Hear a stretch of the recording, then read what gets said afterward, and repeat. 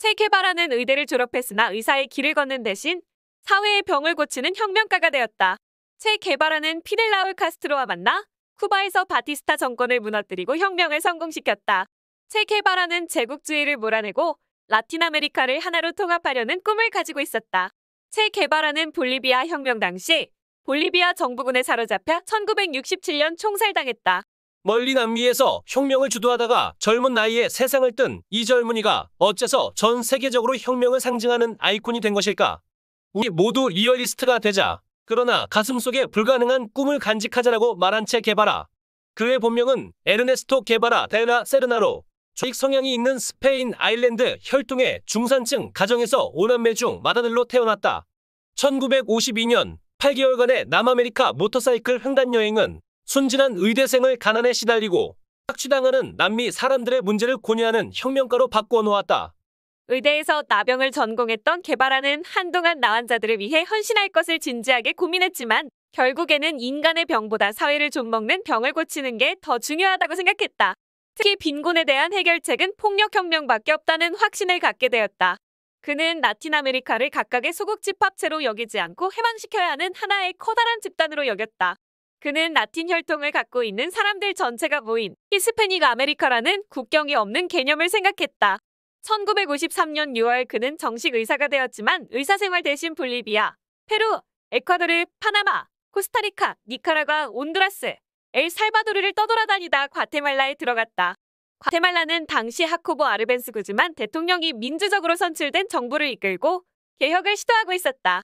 정부의 개혁 방향이 마음에 들었던 게바라는 그곳에서 진정한 혁명가의 길을 모색한다.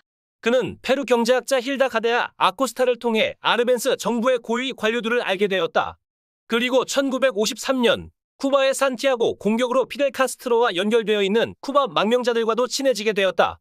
1954년 5월 15일 공산국가인 체코슬로바키아에서 아르벤스 정부에게 보내는 화기가 푸에르토 바리오스에 도착했다. 미국 중앙정보국은 이에 대해 우익 정권인 카를로스 카스티오 아르마스를 후원하여 쿠데타를 일으키게 했다. 아르벤스는 멕시코 대사관으로 도망쳤고 게바라는 저항을 주장하다가 쿠데타 세력에 의해 사형 선고를 받았다. 그는 아르헨티나 영사관에 몸을 피했다가 몇 주 후 멕시코로 넘어갔다. 아르벤스 정권이 무너지는 것을 보며 그는 미국이 라틴 아메리카와 다른 개도국의 사회 경제적 불평등 상태를 개혁하려는 어떤 정부도 용납하지 않을 것이라고 생각하게 되었다. 멕시코로 간 게바라는 니코 로페즈를 비롯하여 과테말라에서 만난 다른 쿠바 망명자들과 다시금 친분을 다지면서 카스트로 형제를 알게 된다. 폰시오 바티스타 독재 정권을 무너뜨리려는 혁명군을 이끌고 있던 피델 카스트로는 체 게바라와의 만남을 내 생애 가장 위대한 만남이라고 훗날 표현했다. 1956년 11월 게바라는 겨우 80명의 인원을 데리고 쿠바의 오리엔테주에 상륙했다. 얼마 후 바티스타의 공격을 받은 부대는 거의 전멸해 겨우 22명이 살아남았고 사남은 부대원들은 시에라 마에스트라 산맥 깊숙한 곳으로 들어가서 프랑크 파이스가 이끄는 도심 게릴라 네트워크의 지원을 받으며 본부를 세웠다. 게바라는 훗날 자신은 이때 진정한 혁명전사로 거듭났다고 회상했다. 전쟁은 계속되었고 게바라는 반란군의 핵심 인물이 되었다. 시사 잡지 타임은 피델 카스트로의 보좌관이던 그를 카스트로의 두뇌라고 지칭했다. 1958년 7월 게바라는 특유의 게릴라전으로 라스 메르케데스 전투에서 1,500명의 바티스타군을 물리쳤다.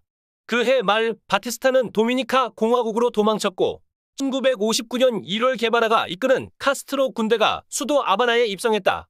2월에 들어선 혁명정부는 게바라를 쿠바인으로 선언했다. 새 정부의 수뇌가 된 게바라는 개혁을 시작했다. 그는 새 쿠바 정부의 가장 큰 문제가 토지 재분배가 가져올 사회적 정의라고 말하면서 토지개혁을 단행했다. 농장 소유 면적을 제한하고 설탕 플랜테이션은 외국인이 소유할 수 없다는 것이 주요 골자였다. 1959년부터 그는 국가농업개혁연구소의 산업부장, 쿠바 국립은행 총재, 공업장관 등을 역임하며 서방 세계의 혁명가이자 정치가로 이름을 떨치게 되었다. 그러나 전 라틴 아메리카의 연합을 추구했던 게바라와 쿠바 혁명의 성과를 지켜내는 일에 매달린 카스트로의 노선과 점차 갈리기 시작했다. 마르크스적 이상을 이야기하는 게바라는 카스트로에게 귀찮은 존재가 되어갔다. 게바라는 후르시초프 체제하에 변해가는 소련의 모습과 점차 1인 절대 권력 체제를 추구하는 카스트로의 모습에 실망하고 1965년 10월 자치를 감추었다. 2년간 행적이 묘연했던 그는 당시 콩고 내전에 참전하여 파트리스 루문바 부대의 조직을 도왔다고 한다. 다시 라틴 아메리카로 돌아온 게바라가 향한 곳은 볼리비아였다. 브라질, 칠레, 페루, 아르헨티나 등 여러 국가들과 국경을 마주하고 있는 볼리비아에서 혁명이 성공한다면 라틴 아메리카 전체에 혁명의 바람을 불러일으킬 수 있을 것이라는 전략적인 판단에서였다. 하지만 미국의 목전에 있는 쿠바에서 혁명을 일으킴으로써 그는 이미 미국 정부의 눈밖에 난 상태였다. 위험한 반란분자라고 말할 수 있는 게바라가 볼리비아에서 모습을 드러냈다는 사실에 미국 중앙정보부는 당장 볼리비아에 현대적인 무기와 장비, 군사를 지원했다. 1966년 말부터 1년 가까이 볼리비아에서 게릴라 운동을 했던 게바라 일행은 산악 지역에 사는 볼리비아 농민들의 지지를 이끌어내는데 실패했다. 볼리비아 농민들은 당시 게바라에 대해 아무것도 알지 못했고 게릴라들을 쿠바인들이라고 빈정대며 부르기도 했다. 또한 볼리비아 공산당 역시 비협조적이었다. 볼리비아군에 쫓겨 산악 지역을 방황하다 지친 몸으로 라이게라에 도착한 17명의 게릴라들은 마을 사람들에게도 배신을 당했다. 게릴라들이 들어오자 마을 사람들은 사전에 이들이 올 것을 예상하고 인근에 포진하고 있던 볼리비아 군대로 쿠바인들이 왔음을 알렸다. 혁명을 지원하리라 믿었던 가난한 농민들이 혁명가를 죽음으로 내몬 것이다. 2주 정도 라이게라 부근에 머물던 게바라의 게릴라 그룹은 그것을 둘러싼 볼리비아 군과 전투를 벌였다. 몇 명은 전사했으며 부상당한 게바라와 동료들은 생포되어 처형당했다. 처형 당시 게바라는 39살에 불과했다. 라틴 아메리카에서 제국주의에 착취에 맞서 투쟁했던 혁명가의 꿈은 결국 라이게라에서 좌절되고 말았다. 하지만 그의 정신은 지금까지도 이어져 내려와 젊은 청년들의 가슴속에서 불타오르고 있다. 체 게바라는 일기에 이렇게 썼다. 나는 삶을 떨쳐버릴 수 없는 습관처럼 살고 싶지는 않다. 게바라의 게릴라 대원들은 11개월 동안 밀림 속에 머물며 정처 없이 이리저리 쫓겨다녔다.